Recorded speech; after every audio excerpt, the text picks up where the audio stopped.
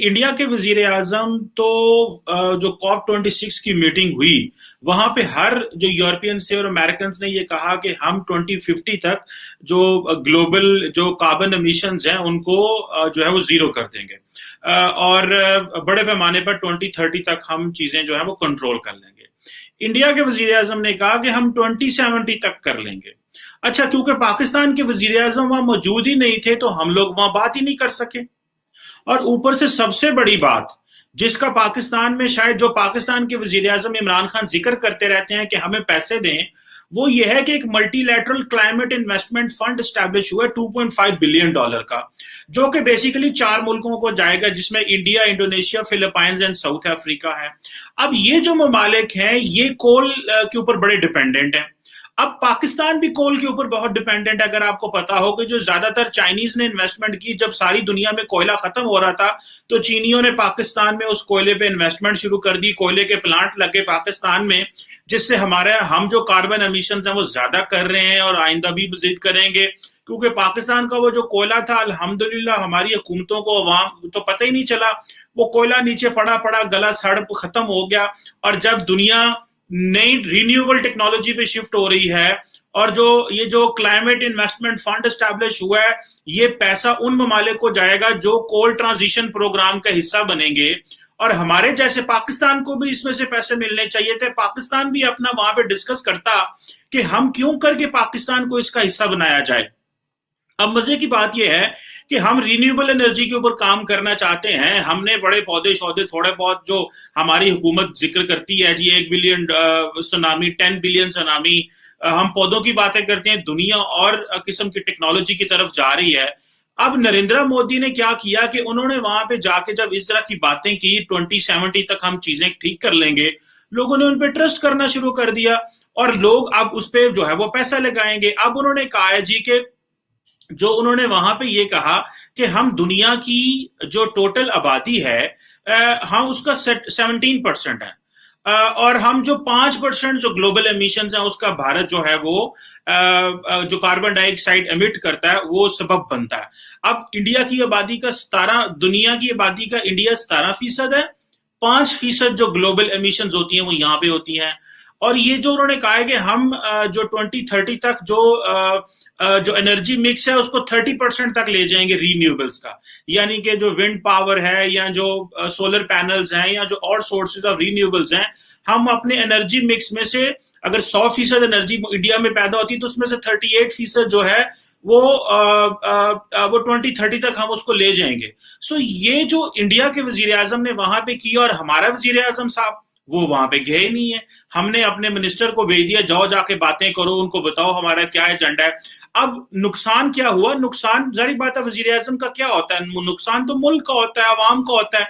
ये तो एलीट लोग हैं, इनको तो कोई मसले ही नहीं होते। अब आप देखें, जब आपने एक मल्टीलैटरल फोरम छोड़ा, वहां पे देखें, हम ये तो कहते हैं कि हमारे कर्जे माफ करें, पाकिस्तान जहां जाता है इमरान खान साहब कहते हैं हमारे कर्जे माफ करें। भाई ये जो क्लाइमेट इन्वेस्टमेंट फंड है वहां से क्यों नहीं पैसे लेते? और मैं समझता हूं कि नरेंद्र मोदी ने वहां पे 2070 का नारा मार के बहुत बड़ा एक तो दुनिया की अट्रैक्शन ले ली, ठीक है जी।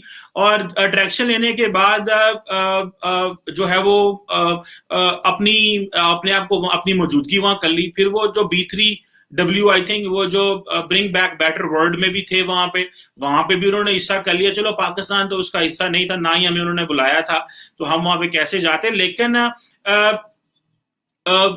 जो इंडिया के अंदर इतनी बड़े पैमाने पे जो कोल है उसको वो ट्रांसफॉर्म करने में, रिन्यूएबल में कन्वर्ट करने में कामयाब हो जाएंगे। अब रिन्यूएबल की जो एनर्जी कैपेसिटी है, जो इंफ्रास्ट्रक्चर है, जो इलेक्ट्रिकल ग्रिड्स हैं, बैटरीज हैं, वो वो इंडिया को मिलने वाली हैं। अब अगर ये सारी चीजें, electric grids, batteries, supporting infrastructure, ये सारा इंडिया को मिलेगा along with the other countries, तो ये देखिए आप कितनी बड़ी इन्वेस्टमेंट है जो इंडिया में होने वाली है।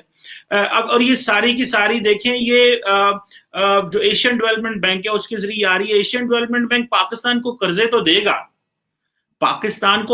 देगा, एशियन डेवलपमेंट बैंक के ये कर्जा ले लो। जब IMF हमें क्लियर करता है तो एशियन डेवलपमेंट बैंक भी कर्जे दे देता है, वर्ल्ड बैंक भी कर देते, लेकिन इस तरह के प्रोजेक्ट्स के लिए पैसा नहीं लगाते वो यहाँ पे। इस तरह के प्रोजेक्ट के लिए वो इंडिया चले जाते हैं।